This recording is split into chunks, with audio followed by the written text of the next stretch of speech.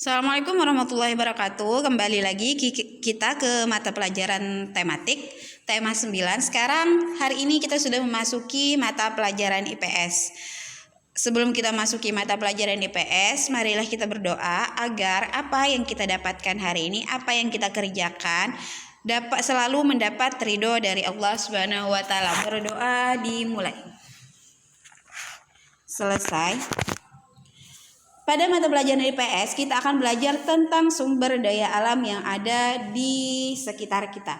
Sumber daya alam adalah segala sesuatu yang ada di alam dan dapat dimanfaatkan untuk memenuhi kebutuhan manusia. Seperti yang kita ketahui, sumber daya alam itu memiliki dua jenis. Ada sumber daya alam yang dapat diperbaharui, artinya sumber daya alam ini apabila kita pakai terus-menerus dia tidak akan habis. Artinya ketersediaan sumber daya alam ini sangat banyak, tidak terhingga yang ada di bumi. Contohnya air, tanah, tumbuhan, dan hewan. Yang kedua, ada juga jenis sumber daya alam yang tidak dapat diperbaharui. Artinya sumber daya alam ini akan habis jika kita pakai terus-menerus tanpa menghematnya. Salah satu contohnya adalah minyak bumi, batu bara, dan emas, dan sebagainya. Beberapa contoh sumber daya alam dan pemanfaatannya. Yang pertama adalah hasil pertanian. Hasil pertanian ini berupa padi, jagung, kacang kedelai. Selain makanan pokok, ada beberapa hasil pertanian yang juga dijadikan sebagai makanan ternak, itu contoh pada jagung. Dan pada kacang kedelai biasa dimanfaatkan sebagai bahan baku pembuatan tahu, tempe, kecap, dan susu. Beberapa hasil perkebunan yaitu kelapa sawit, karet, tebu, dan kina. Kelapa sawit ini memiliki manfaat sebagai bahan baku minyak goreng dan margarin. Adapun karet sebagai bahan pembuat ban dan tebu sebagai bahan baku gula pasir.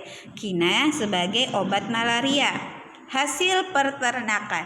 Beberapa hasil peternakan yang sering dimanfaatkan yaitu daging sapi, daging kambing, daging ayam, telur ayam, ulat sutra, dan lebah. Daging sapi, daging ayam, telur, dan kambing ini termasuk ke dalam protein hewani. Sedangkan ulat sutra ini pemanfaatannya sebagai bahan baku kain sutra.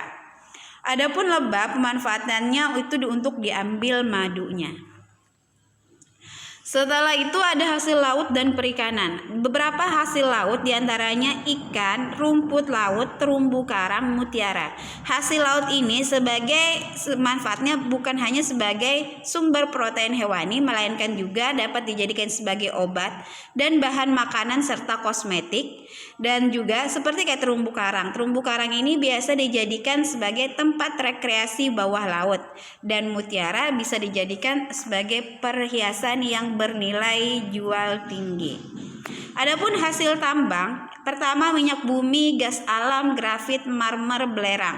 Ada beberapa manfaat dari gas alam, dari hasil tambang tersebut. Contoh kayak minyak bumi dimanfaatkan sebagai bahan bakar kendaraan dan kompor, dan gas alam sebagai bahan bakar kompor dan gas.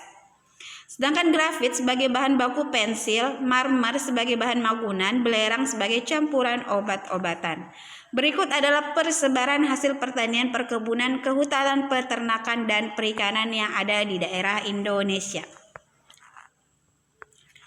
Selanjutnya adalah persebaran hasil tambang. Ada minyak bumi, bauksit, batu bara, emas. Nah, salah satu dari hasil tambang yang tersebar ada di daerah kita Kalimantan Selatan, yaitu batu bara. Nah, selain itu ada juga hutan. Hutan Indonesia jenis-jenisnya ada dua, yaitu hutan heterogen. Hutan heterogen ini adalah hutan yang ditumbuhi berbagai jenis pohon, contohnya kebun raya Bogor.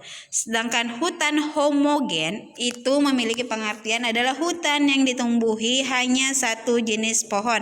Contoh kayak misalnya khusus hutan jati, hutan pinus, dan sebagainya. Selain itu, manfaat hutan sangat banyak, diantaranya menyimpan air sebagai habitat hewan, mencegah erosi, penghasil kayu, dan objek wisata. Akibat jika hutan rusak dapat menyebabkan banjir, tanah longsor, kebakaran hutan. Adapun tindakan pelestarian hutan, yang pertama pembuatan kawasan cagar alam atau taman nasional dan suaka marga satwa, dan kedua melaksanakan tebang pilih. Nah, demikian dulu untuk mata pelajaran IPS. Salah hilap mohon dimaafkan.